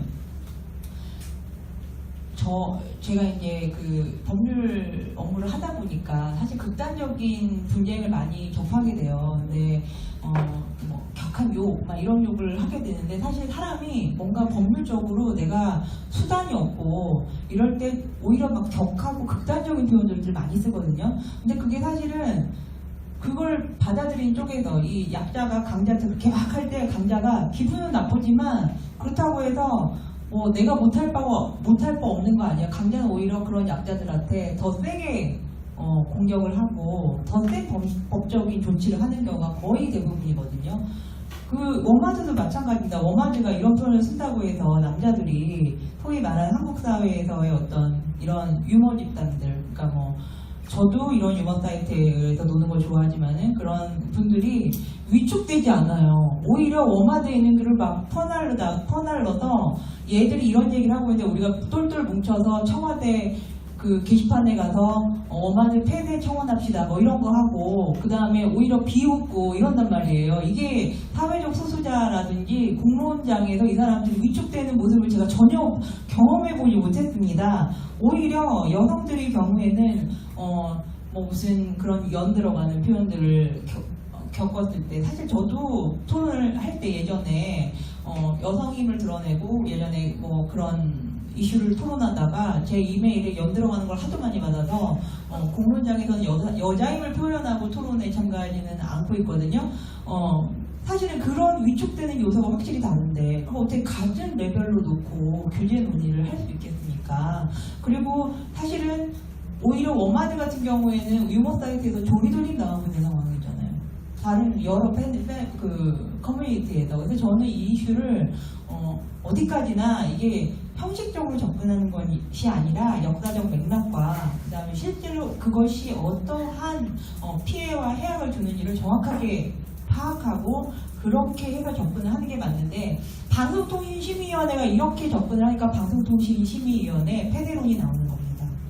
저는 굉장히 큰 문제가 있다고 생각하고 이 문제는 단순히 혐오표현론에 그쳐서는 안 된다고 생각을 합니다. 그리고 사실 제가 그날 그 토론장에 오셨던 저분이 진보 네트워크 활동가신데 그분도 저에게 굉장히 좋은 얘기를 많이 해주셨기 때문에 저희하고 또 여쭤봐도 재밌을 것 같습니다. 네, 또 질문이 너무 많았어가지고 지금 뭔 근데 인생 얘기를 다루는 사장님께서 확실한 얘기를 해주셨던 것 같아요. 그러니까 남자가 그런 얘기를 들었다고 해서 자기를 비하하는 얘기를 들었다고 해서 밤거리를 조심해서 다니느냐 그런 효과가 있느냐 여기에 대해서 구분을 할 수 있을 것 같거든요. 그 심리적인 미추루 기준. 그러니까 이야기할 게 너무 많다. 일단 제 개인적인 결론부터 말씀을 드리면은 그러면은 이 소위 이야기하는 이제 남성 혐오 표현 같은 경우는 저는 이거는 모욕죄는 아니라 명예훼손죄 대상이라고 생각하거든요. 그리고 혐오 표현에 해당되는 거는 아주 간단하게 이야기하면 여성에 대해서 이루어지는 거는 혐오 표현이 되고, 그리고 그러니까 이거는 약자가 아닌 쪽, 그죠? 강자, 이쪽에다가 이야기하는 거는 모욕죄나 명예훼손죄 대상이라고 생각을 합니다. 명예훼손죄나 모욕죄가 가지고 있는 지금 현행법상의 보호 법익은 사회적 평가를 저하하는 거거든요. 그리고 인격권에 대한 침해인 거거든요. 그리고 그것을 들어서 분명히 자기 인격에 대한 어떤 저하를 느낄 수 있죠. 자기 어떤 사회적 평가가 저하된다는 걸 느낄 수 있죠. 그런데 우리가 이야기하던 혐오 표현은 이거에 그치지 않고 그거 외에 다른 부분들이 더 문제가 되기 때문에 우리가 혐오 표현이라고 이야기를 하는 거거든요. 이런 식의 분류는 예를 들어서 앞서서 봤었던 프랑스 법률 같은 경우도 프랑스 법률 같은 경우는 혐오 표현과 관련된 걸요 전부 다 명예훼손죄하고 모욕죄에 전부 다 집어넣고 있거든요. 그러니까 선동표도 따로 또 규제를 하는데 명예훼손죄하고 모욕죄를 우리가 어떤 형사처벌이라고 하는 가벼운 이제 경범죄로 처벌을 하는데, 근데 거기서 보통 모욕죄하고 명예훼손죄를 두고 그 다음에 특히 이 인종 장애 종교 성적 지향가 4가지가 5가지인데 이를 기반으로 한 명예훼손 이란 식으로 따로 또 둡니다. 그래서 그걸요 양형을 높여놔요. 그래서 요 모습을 보면은 조금 구분하기 좀 좋을 텐데, 이렇게 된다라고 하면요, 이거 같은 경우 적용할 때 예를 들어서 똑같이 규제 대상이 되지만 상대적으로 양형이 좀 더 처벌을 약하게 받게 되겠죠, 남성 성호표는. 지금 프랑스의 이 경고죄 조항에 따르면은. 그래서 제가 생각에는 그런 지점에서 우리가 또 법률적인 측면에서 그렇게 구분을 할 수 있는 부분이 있을 것 같고요. 그리고 또 이런 이야기도 해볼 수 있을 것 같아요. 우리가 지금 현재의 상황이라고 하는 걸 진단을 할 때 사실 이제 한 두 가지 정도 이야기가 나올 수 있을 것 같아요. 그러니까 일단은 뭐 일부의 사람들을 제외하고는 뭐 예를 들어서 어떤 장애인이라든가 아니면 뭐 외국인 노동자라든가 아니면 성소수자라든가에 대한 어떤 여러 가지 적대적인 표현들에 대해서 뭐 어떤 형태로든 간에 규제가 돼야 되거나 혹은 어떤 문제적이다, 그죠? 어떤 사회적 문제적이다라고 하는 거에 대해서는 사실 어느 정도는 합의가 가능할 것 같은데, 규제 여부를 떠나서. 그런데 그것이 아니라 아까 우리가 앞서서 이야기한 이제 지역 기반으로 한 표현들 있죠. 그래서 지역이나 아니면 종북이라고 하는 표현들, 이런 어떤 이제 굳이 이야기하면 이념적 그리고 지역적인 이유를 기반으로 한 표현들, 이 표현들을 어떻게 봐야 될 것인가가 한 가지 문제고요. 그리고 다른 한편으로는 여기 워마드라든가 이야기 나왔지만 우리가 모두 소수자 집단이라고 이야기하는 사람들이 다른 소수자 집단이라고 이야기하는 사람들이 적대적인 어떤 표현을 하기 시작을 하는데, 그 표현들 안에서는요 다수자에 대해서 향해서 하는 표현들도 있고요, 소수자에서 하는 표현들도 있거든요. 이게 다 섞여 있게 되는 상태죠. 이때에 간단히 이야기하면은 소수자가 다른 소수자에 대해서 이런 적대적 표현을 했을 때 이건 어떻게 봐야 되는가, 뭐 이런 것들이 우리 아마 지금 한국 현실에서 많이 고민하게 되는 지점인 것 같거든요. 근데 뭐 저는 이제 개인적으로 앞서서 형어편이 가지고 있는 개념이라든가 형어편이 가지고 있는 어떤 문제점, 뭐 공론장의 왜곡이라든가 아니면은 차별을 영속화시킨다거나 이런 어떤 지점들에서 본다라고 하면은, 이거 같은 경우는 사실 명확하게 피해 집단을 어느 정도 명확하게 구분을 할 수가 있거든요. 장애를 가지고 있는 사람이라든가 아니면은 성적 지향이라든가 성별 정체성이 상대적으로 소수인 사람이라든가 그리고 이런 것들을 우리가 판단하는 데에서 사실 판단할 수 있는 여러 가지 요소들이 있는데, 이런 것들이 어떤 단기적이지 않고 장기적이기 때문에 장기적으로 예를 들어서 사람들이 기본적으로 이런 어떤 차별의식을 가지게 되는 거는 우리가 스테레오타입이라고 이야기를 하잖아요. 그래서 어떤 이 집단에 대해서 어떤 전형화를 시켜서, 그리고 이 전형화가 이제 부정적으로 전형화되는 거예요. 뭐 예를 들어 긍정적인 형태 말고 뭐 긍정적인 뭐가 있지 뭐. 그런 거 있죠. 서울대생은 범죄를 저지르지 않을 것 같아요. 실제로 그렇잖아요. 옛날에 이렇게 이 신분증 검사하다가 서울대생이면은 죄송합니다. 뭐 이런 어떤 아까 그 경험도 못 들어보셨어요? 옛날에 나이가 많이 들지 않았었는데 어쨌든 간에 그 긍정적인 전형 말고, 그러니까 자기한테 이익이 되는 전형화가 아니라 그 개인한테 피해가 되는 전형화, 부정적인 어떤 전형화가 이루어지고, 이런 어떤 이런 전형화는 굉장히 일상적으로 드러나거든요. 그냥 아주 일상적으로 뭐 예를 들어서 저는 어릴 때 기억하는 것 중에 하나가 5, 6살, 7살 이럴 때 기억하는 건데, 고속도로 가다가 사과를 사려고 잠깐 내렸는데, 근데 어머니가 갑자기 내리시면 문둥이 있어 라고 이야기를 했었던 기억을 하거든요.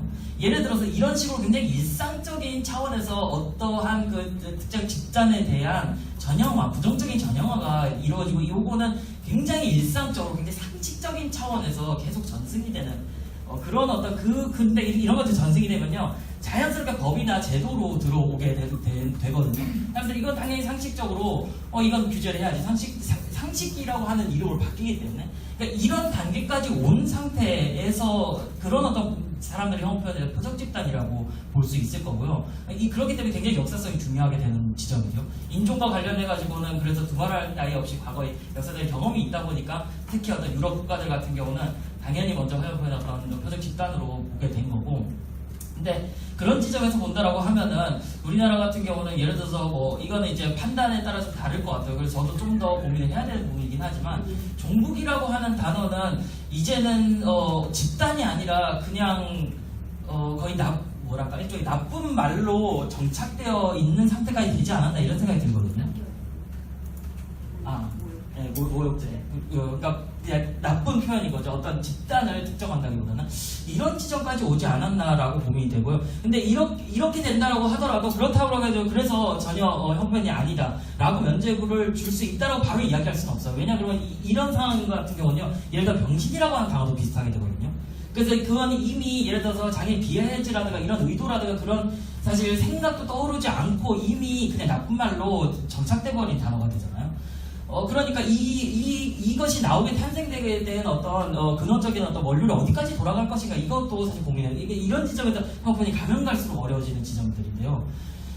그래서 일단은 예를 들어서 그래서 저는 이제 지역에 대한 차별 같은 경우도 이전에는 저 지역이라고 하는 걸 특정하기 되게 힘들잖아요. 왜냐하면 지역적인 어떤 예를 들어서 그 지역에서 태어난 사람도 있고 태어나지 않았지만 거기서 최근부터 살기 시작한 사람도 있고 그래서 이 지점들에 대해서 집단으로 아까 이야기한 어떤 사실 인격적으로 변화 불가능한 어떤 요소를 원인으로 하는 집단이어야 되는데 이 지역이라고 하는 정체성이 과연 거기에 해당되는가라고 하는 지점에서 저는 이전은 아니라고 생각을 했거든요.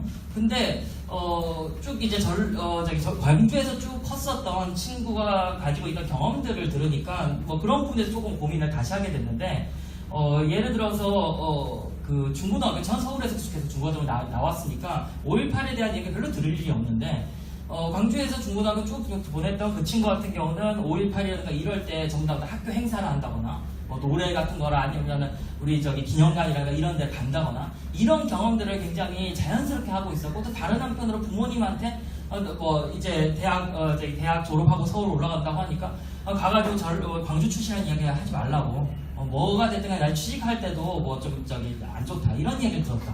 예를 들어서 이런 것들을 반복적으로 사실은 들어온 경험이라고 하는 게 있거든요. 이런 경험들이 있다라고 하면 어떤 지역 정체성이라고 하는 것이 만약 성립 가능하다라고 하면 그리고 그것이 실질적인 어떤 피해라고 하는 거 있잖아요. 예를 들어서 제도적인 피해라든가 아니면은 제도나 정책에 의한 피해들 있죠. 이런 것들이 구체적으로 있다라고 하면은 그 부분까지 우리나라의 맥락에서 포함시킬 수 있지 않을까. 그래서 그렇게 생각을 하고요. 그리고 또 한 가지 이야기를 하고 싶은 지점은 지금 상황이 되게 그런 것 같아요. 이게 혐오편에 대한 이야기뿐만 아니라 사실은 우리 혐오의 시대에 대한 이야기를 해야 되는 것 같거든요. 그래서 저는 이건 뭐 어떤 학문적인 이런 부분이 아니라 좀 자연스럽게 이야기할 수 있는데 개인적인 그냥 생각에서는 사실 지금 시대가 우리가 과거에는 이제 민주주의 최소한 형식적인 민주주의라도 완성을 하기 위해서 사실 피를 흘렸었던 역사들이 있었다라고 하면은 지금은 소위 민주화 이후의 민주주의 시대잖아요. 87년 이후에는 어떤 형식적으로 민주주의 선거도 좀 더 가능하고 여러 가지 어떤 표현들도 할 수 있고 뭐 여러 가지 아직 처벌 조항들 많이 있긴 하지만 근데 이런 안에서 과연 민주주의의 내용적인 측면이 얼마나 성장하고 있는가? 그 성장하는 과정에서도 사실 피를 흘려야 되는데 이게 보이지 않는 피를 흘리는 게 바로 지금 혐오의 시대의 지금 시점이 아닌가라는 생각이 들거든요. 그러니까 사람들이 가지고 있는 이 여러 가지 분노들이 있잖아요. 그러니까 나이 든 세대 같은 경우는 과거에 자기의 어떤 힘듦을 보상받지 못하는 거고 젊은 세대 같은 경우는 어떤 취업이라든가 어떤 너무나 경쟁화된 어떤 사회에서 살아남아야 되는 이런 것에 대한 어떤 분노들 사람들이 분노가 쌓이게 되면 이 분노를 표출을 하게 되는데 이 표출을 하는 방식의 제일 쉬운 방식이 사실 약자에 대해서 표출하는 방식이거든요. 그렇기 때문에 예를 들어서 우리가 혐오범죄에 대한 이야기가 나올 때도 일본 같은 경우 이제 우리 1926년에 관동 대지진 있었잖아요. 일제시대 때. 그때 관동 대지진 때에 그 조선인들이 근데 일본에 있었던 일본 본토에 있었던 조선인들이 많이 이제 폭행을 당해가지고 폭행당하다 죽거나 그런 경우가 굉장히 많았었거든요. 근데 이런 거 같은 경우도 사실은 그때 어떤 지진하고 관련이 없는데 사람들이 가지고 있는 불안감이나 분노라고 하는 것들 어딘가 표출을 해야 되는데 그것을 약자를 표출하게 되는 거죠. 그래서 사실 혐오편이라고 하는 거는 이런 어떤 사회적으로 되게 불안정한 상태라든가 아니면은 과거에는 보이지 않았던 소수자들이 그런 어떤 이질적이라고 생각되는 존재들이 갑자기 가시화됐을 때 이럴 때 혐오편이 확 하고 나타나는 사실 그런 어떤 성질도 가지거든요. 근데 뭐 여튼간에 이 혐오편이 가지고 있는 무서움은 또 그런 지점인 것 같아요. 이게 그러니까 본인이 어떤 소수자로서 혹은 어떤 사회적인 뭐 제도적이든 아니면 사회적 차별이라든 이런 걸 받게 되면은 그러면은 마찬가지로 자기 안에 위축이 생기고 그리고 이걸 사실 그 과정에서 자기 내면에 대한 자기 부정들이 분명히 일어나거든요. 자기를 부정하고 싶은 지점들 있잖아요. 그러니까 이러한 지점들을 다른 형식으로 다른 소수자들한테 분노를 표출하는 걸 통해 가지고 사실 해소하려고 하는 그런 모습이 나타나지 않나. 그러니까 사실 예를 들어서 우리가 어떤 뭐 이야기를 극단적인 페미니즘의 어떤 뭐 모습들이 사실은 어떤 남성이라는 자신이 가지고 있던 어떤 소수자의 지위 때문에 가지고 있던 분노들을 지금 표출하는 형식이 뭐 소위 말하는 어떤 기득권인 어떤 뭐 기득권인 이성애자 비트랜스에서 남성에 대해서 향하는 것뿐만 아니라 소수자에 대해서도 마찬가지로 향하고 있거든요. 그러니까 이런 모습들 같은 경우도 사실은 근본적으로는 사람들이 가지고 있는 어떤 분노라고 하는 것들이 표출되고 있는 시대적인 상황에 우리가 흘려야 되는 의지하는 필요적 개인적으로 생각하는데 많이 필요해서 어쨌든 간에 네 그렇습니다. 네. 저도 난상 토론 같이 좀 난잡하게 거의 마무리 발언을 해주셨는데요. 네네, 잘 들었습니다. 굉장히 정말 뭐 규제를 만드는 거에 대해서 어떤 표현을 규제해야 되는지 정의하기가 굉장히 어려운 것 같아요. 명확하기가 굉장히 어렵고 말씀하셨다시피 사회적 맥락, 역사적 맥락을 고려해야 되는 문제이기 때문에 이걸 어떻게 인위적으로 어떤 규제 법안에 확정적인 개념으로 정의를 할 수 있을지 사실 정말 모르겠거든요. 그래서 굉장히 끊임없이 논의를 해야 되는 것 같습니다. 어떻게 답이 나올지도 잘 모르겠고요.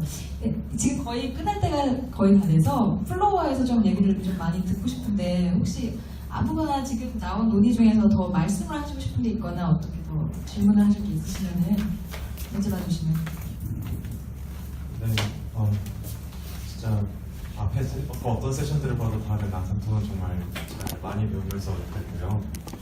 저는 이야기를 들으면서 이제 앞에 사회 보시는 분들도 그렇고 패널로 나오신 분들도 그렇고 법 쪽을 주로 전공을 많이 하셨잖아요. 근데 저 같은 경우는 이제 대학교 인터넷 커뮤니티를 운영을 했던 경험이 있고 그래서 그런 커뮤니티 운영자의 관점에서 이 이야기들이 어떻게 들리나에 대해서 고민을 좀 해봤어요. 근데 아마 뭐 요즘 뭐 태연넷이 됐건 뭐 고파스가 됐건 그런 웹사이트들의 공통적으로 나타나는 특징들, 그 해당 대학교를 다니는 구성원들만 접속할 수 있다는 것이 어느 정도 보장이 된다고 일컬어지는 폐쇄형 온라인 커뮤니티들에서 공통적으로 나타나는 특징은 커뮤니티 관리자들이 혐오 표현을 되게 방조하는 경향性되게 강해요.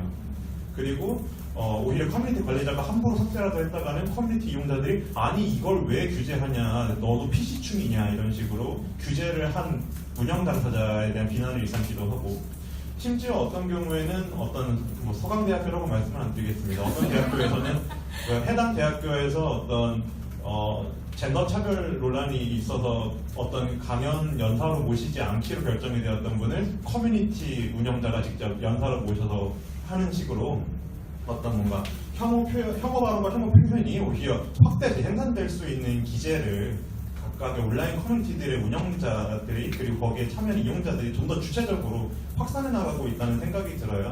오히려 이제 이분들 같은 경우에는 우리 커뮤니티를 이용하는 사람들 중에 문제가 있다고 생각하는 사람들이 많은 경우에 규제를 하는 것이 타당하다라고 하면서 단순히 신고 버튼이 많이 들어왔을 때 이제 블라인드를 시키는 정도면 충분하다 이런 식의 이제 접근을 하시는 분들이 되게 많은 것 같습니다.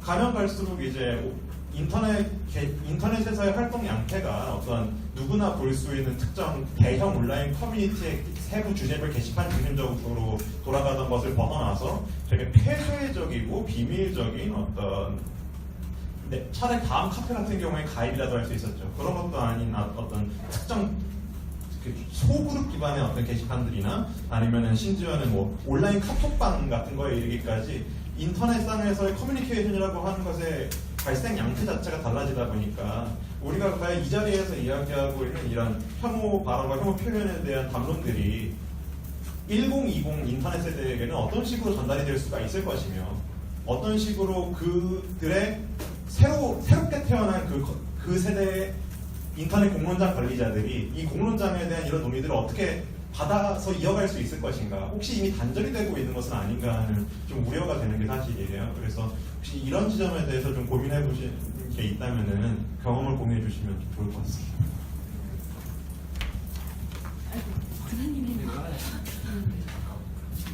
사실 인터넷 공론장에서의 논쟁하고 이 법정 논쟁은 사실 결을 달리합니다. 왜냐하면 인터넷 공론장이 아까 말씀하신 대로 폐쇄적이고 막 이런 것들이 있다는데, 인터넷은 원래 어그로들이 많이 노는 데고요. 소위 말하는 몹쓸 표현들이 좀 난무하고, 인터넷 초창기부터 사실 나오는 말이 그거거든요. 어그로들한테 먹이를 주지 말라. 이거는 인터넷 역사 초창기부터 계속 나오는 얘기예요.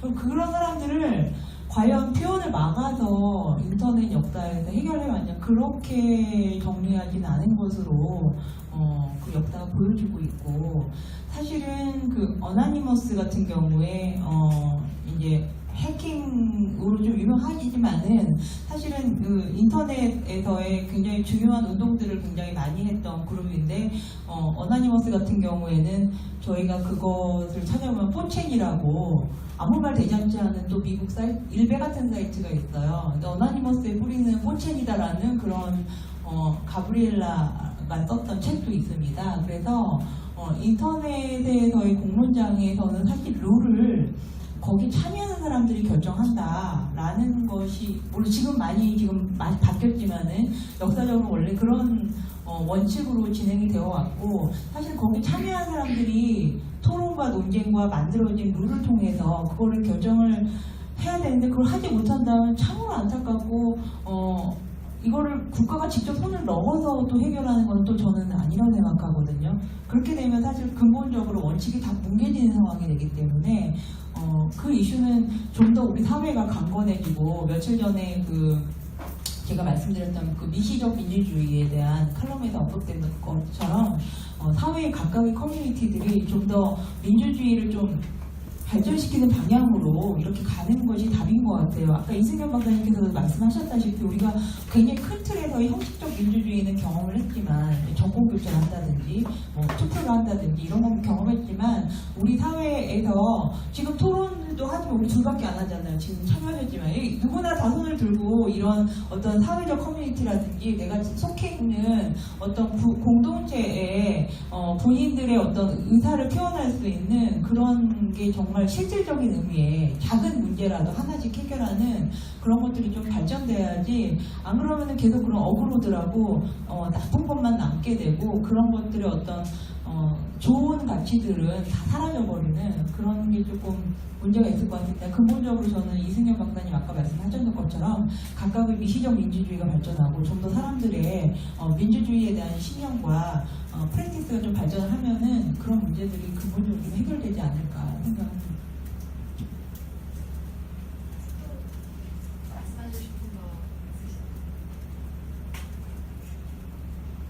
일단 얘기 제가 하는 사이에 또 질문을 고민하고 계시니까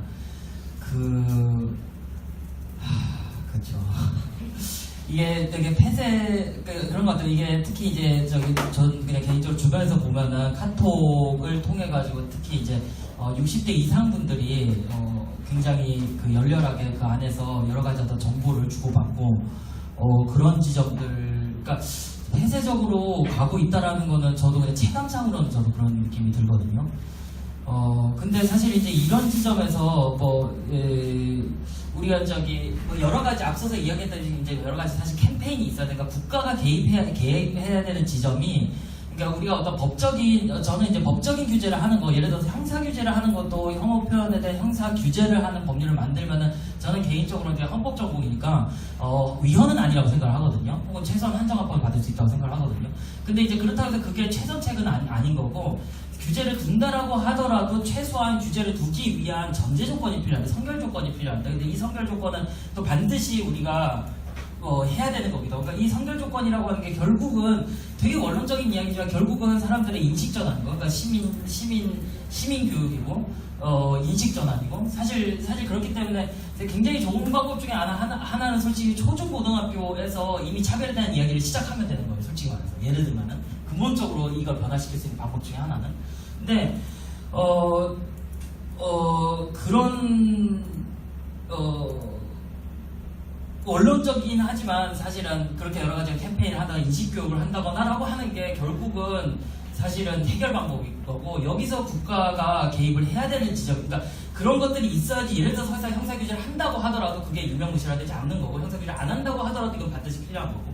그렇기 때문에 반드시 선결돼야 되는 어떤 국가 개입 포인트인데, 다시 이야기하면 이거를 개입하는 방식은 이런 관련 어떤 캠페인이라든가 혐오표현의 캠페인, 이런 게 혐오표현이다, 이런 표현은 자제를 합시다라든가 이런 어떤 캠페인 인식교육과 관련한 걸 국가가 지원을 해야 되는 거 있잖아. 그러니까 국가가 해야 되는 역할을, 결국 이거는 혐오편이다라고 하고 뭔가 규제를 하지 않다 그래도 이게 혐오편이라고 말하는 거 되게 중요하거든요. 지금 현재 국가에서는 그거를 가능한 한 안 하려고 하고 있죠. 근데 이것은 혐오편대로 이야기해줘, 그 어떤 선언하는 그 어떤 효과라고 하는 것이 있고, 그리고 더 나아가지고 대항 언론을 키우기 위한 지원들 있잖아요. 그러니까 현실적으로 보면 그렇게 생각을 해요. 예를 들어서 어떤 이런 캠페인을 하는 시민단체가 있으면 그런 어떤 시민단체에 대해서 예를 들어 적극적으로 어떤 물질적인 지원을 할 수도 있고요. 여러 가지 형태로 할 수 있게, 장소를 대여를 해준다거나, 예를 들어서. 지금 아까 일본 법도 이야기했지만, 일본에서 아까 제가 본 그 기본법은 이제 통과가 됐거든요. 내용은 처벌에 대한 내용은 하나 들어가 있지 않지만. 그런데 어쨌든 국가가 인종에 대한 어떤 차별적 표현을 하면 안 된다라고 하는 선언을 하게 되고, 그 안에는 하지 않도록 그냥 국가가 노력해야 된다는 내용밖에 안 들어가 있긴 하지만 그런 어떤 선언을 하는 것을 통해 가지고 국가의 입장을 명확하게 보여준다라고 하는 이제 그런 지점의 개입이 필요하고, 그리고 그에 대한 구체적인 지원들, 이 얘기하면 아까 나온, 그래서 오사카 시조례 같은 경우는 공공시설을, 그 단체들 공공시설을 대여하려고 그러면 그걸 대여하지 않거든요. 그러니까 이런 형태로 국가가 어떤 일종의 간접적으로 개입을 하거나 아니면 대항 언론을 키울 수 있는 방법을 써야 되지 않는가, 그런 지점에서 본다라고 하면은, 앞서서 그 유럽 평의회 같은 경우는요, 유럽 평의회 그 no hate speech movement라고, 그냥 hate speech 나오면은 거의 구글에서 제일 먼저 뜨는 사이트가 있거든요. 그래서 그거 같은 경우는 유럽의 각 국가들, 유럽의 여러 가지 시민단체들이 전부 다 함께 자기의 캠페인을 계속 공유하고 있는 건데, 요즘 그거 이름을 아예 뉴스 캠페인으로 바꿨더라고요. 네. 그러니까 그래서 각 나라에서 어떤 식으로 혐오표현, 어떤 캠페인이 이루어지고 있는가, 그것들을 저거 다 링크를 시켜놨거든요. 그걸 통해 가지고 계속 어떤 정치를 독려를 하고, 그리고 이건 제가 사실관계 하긴 못했지만, 예를 들어서 유럽 평의회에서 진행을 하고 있는 거라고 하면 그거를 운영하기 위한, 예를 들어서 그 유럽의 여러 어떤 시민단체들이 모임을 예를 들어 가진다거나 이런 거에 대한 경제적인 지원은 예를 들어서 결국은 어떤 그런 국제기구 단위에서 이루어진, 국가 단위에서 이루어지잖아요. 그러니까 국가 개입하는 지점은 이런 거죠. 대항 언론을 활성화시킬 수 있는, 그러니까 혐오표현에 대한 어떤 혐오의 문제라고 하는 어떤 선언과 함께 대항 언론을 키우고, 그리고 기본적인 표적에 대한 차별을 불식시키기 위한 여러 가지 어떤 지원들을 시민사회에 하는 것. 이런 지점이지 않을까. 되게 원론적인 이야기이긴 하지만, 사실, 그러니까 저도 그런 생각이 들거든요. 우리가 구체적으로 이 혐오표현에 대한 어떤 그러니까 이 혐오표현에 앞서서 이제 미국에서 이야기하고, 우리가 혐오표현에 대한 규제 정당성을 이야기할 때 실질적이고 현저한 해악이 있는가라고 하는 판단을 하는데, 예를 들어 그런 어떤 해악성에 대한 판단 기준을 생각할 때도 여러 가지 요소를 생각해 볼 수 있거든요. 이거를 하는 혐오표현을 하는 어떤 사람들이 예를 들어서 특정 어떤 집단에서 반복적으로 하냐, 계속적으로 하냐, 혹은 그거에 대해서 현실적으로 어떤 제도에 대한 어느 정도 사회적 영향력이 있나, 예를 들어서 어떤 혐오 범죄로 나타난다거나 등등. 그러니까 이런 것들을 통해 가지고 우리가 판단을 해볼 수 있을 텐데, 그런 지점에서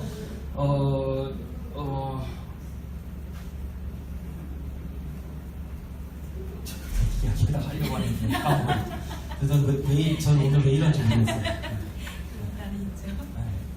그래서 요건 제가 기억나면 다시 돌아와서 이야기를 하고, 저도 기억이 났어요. 이 표현들이 지금 어떤 이런 집단적으로 집단 시절 혐오 표현을 하는 어떤 집단 주제 혐오 표현 이제 단체들이 드러나 있는 것도 있지만 우리가 특히 외국인과 관련해 가지고는 2010년도 초반 같은 경우 다문화 반대 카페라든가 1인 시위 같은 것도 많이 있었거든요. 근데 지금 안 보이고 그 카페들 들어가 보면 거의 지금 사람이 없어요. 그런데 여러분 네이버나 아니면 다음에 여러 가지 이제 짤 돌아다니는 거라든가 이런 거 뭐 뿜이라든가 이런 거 보면은 사람들의 반응들 있잖아요. 반응들을 보면은 뭐 예를 들어서 여성에 대한 어떤 혐오 같은 게 있으면은 그러면은 싸움이 나죠. 그죠? 뭐 성소수에 대한 혐오 같은 게 나와도 사실 싸움이 나요. 동물에 대한 얘기에서 싸움이 나요. 근데 최근에 제가 계속 클릭을 해보는데 난민과 관련된 이야기를 하면요 싸움이 안 나더라고요. 싸움이 안 나고 전부 다 나오는 댓글이 현실은 어떨지 모르죠. 어차피 나오는 댓글들이 전부 다 쫓아내야 된다. 거기에 대해서 대항 언론이 하도 보이질 않더라고요. 근데 이걸 보면서 이게 뭔가 이게 과거에는 직접적으로 단체들이 있었는데 이것들이 예를 들어 공론장을 왜곡하는 게 이미 왜곡 단계에 와 있는 게 아닐까 이런 생각까지 들었었거든요. 대항 언론이 보이지 않게 되는 게. 그래서 뭐 돌아가면은 결론적으로 이야기하면은 대항 언론 이야기가 많네요. 예. 그렇습니다. 지금 시간이 많이 흘렀는데 혹시 더 말씀을 해주고 싶으신 분?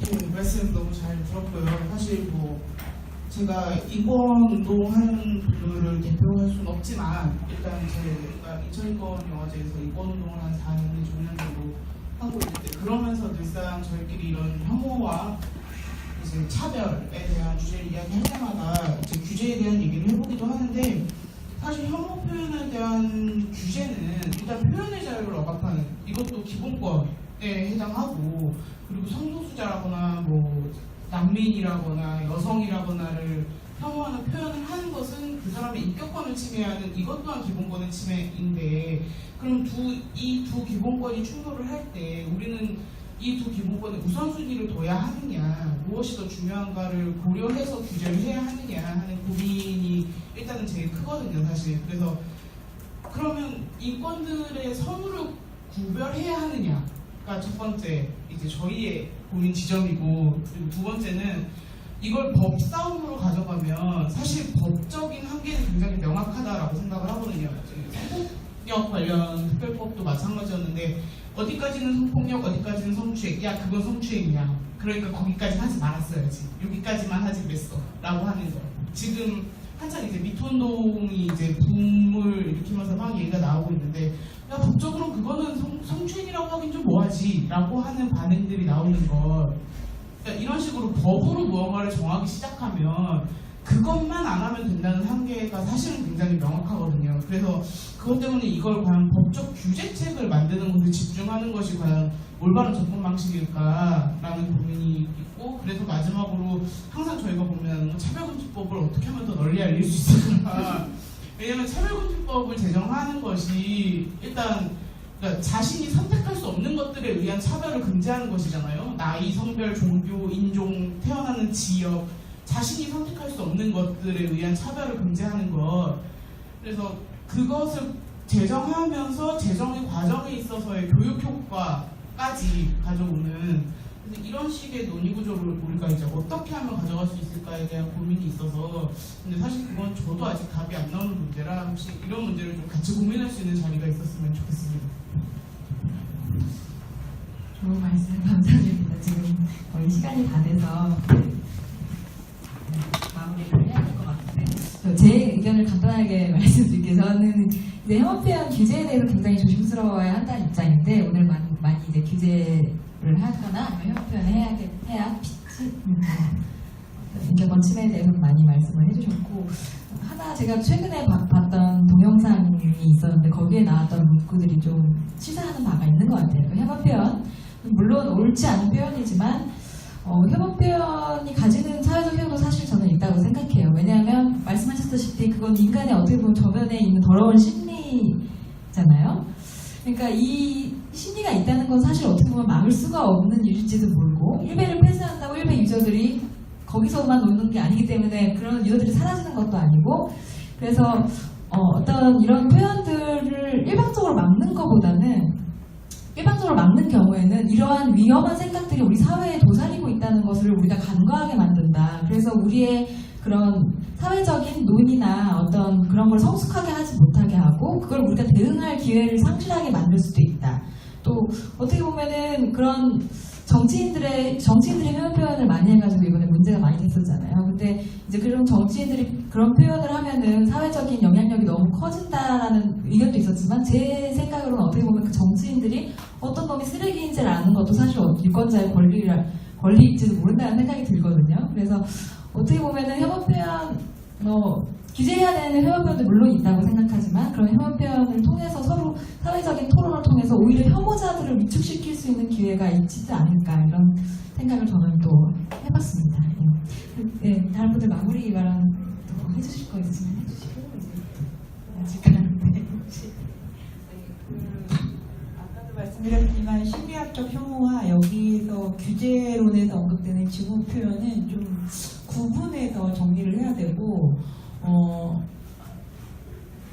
지금 사회자 선생님도 지금 약간 혼재되어 있어서 제가 이 부분을 학자들이 크게 잘못했다라고 생각합니다. 그래서 혐오 표현이라는 표현을 조금 자제하고 조금 정확한 표현을 만들어 주셔야 규제를 찬성을 하고 싶어도 사람들이 혼란스럽지 않게 될 수 있는데 지금은 혐오 표현 규제론이라고 하면 사람들이 생각하는 그 모든 디스커스까지 다 들어가거든요. 그래서 이런 식으로 논의가 되는 거는 굉장히 감정 낭비적일 수도 있다. 그래서 그거를 학자들의 어떤 책임과 책무로 다시 한번 언급을 드리며 마이크를 넘겨도 될까요?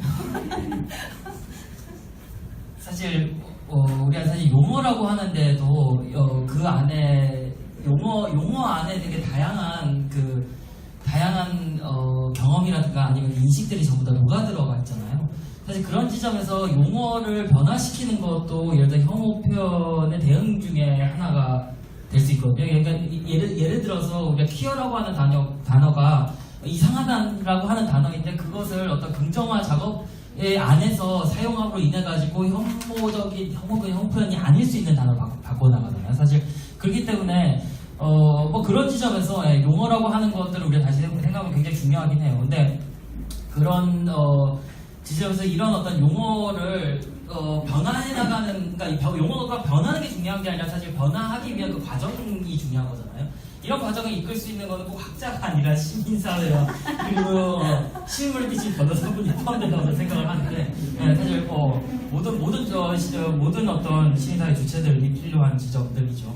근데 어쨌든 간에 그래서 되게 원론적이긴 하지만 되게 사실 저는 그런 생각이 들었거든요. 지금 특히 어떤 폐쇄적으로 이루어지고 그 공동체에서 특히 이제 10대, 20대, 30대 같은 경우는 이거 같은 경우도 조금 운영자 중심으로 해가지고 대학 레벨에서 운영자들 중심으로 아니 꼭 운영자 중심이 아니어도 될 것 같긴 한데 그러니까 좀 그 연대체 같은 걸 만들 필요가 있지 않을까라는 생각이 들기는 하거든요. 뭔가 함께 대응할 수 있는.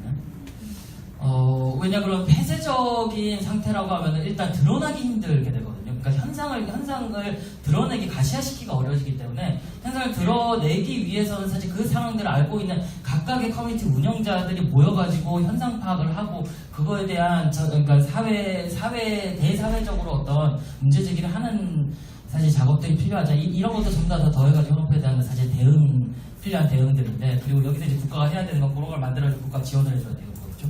네. 어쨌든 그렇습니다. 시민사회 함께 입법계가 다 같이 노력을 해가지고 만들어가야 되는 일인 것 같고 어찌됐든 이제 시민들의 미디어 리터러시라든지 그런 교육 문제로서 근본적으로 해결해야 하는 문제인 것 같습니다. 오늘 늦게까지 함께 해주셔서 너무 감사드리고요. 수고 많이